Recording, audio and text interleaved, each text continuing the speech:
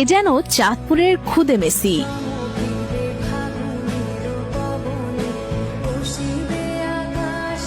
মাত্র 5.5 বছর বয়সেই মেসি নেইমারদের মতো অসাধারণ সব ড্রিবলিং আর স্কিল দিয়ে সবাইকে অবাক করেছে শিশু সোহান।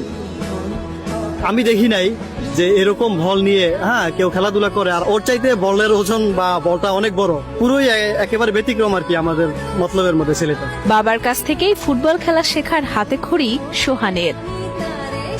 তার বাবা একজন সাইকেল মেকানিক হলেও ফুটবলের প্রতি রয়েছে তার ভালোবাসা, তাই তিনি চান ছেলেকে সেরা ফুটবলার বানাতে।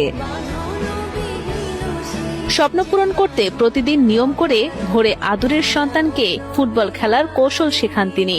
এই অল্প বয়সেই হেডিং, ড্রিবলিং, স্কিল, বল কন্ট্রোলিং এর মতো ফুটবল খেলার বিভিন্ন কৌশল একে একে রপ্ত করেছে শিশু সোহান।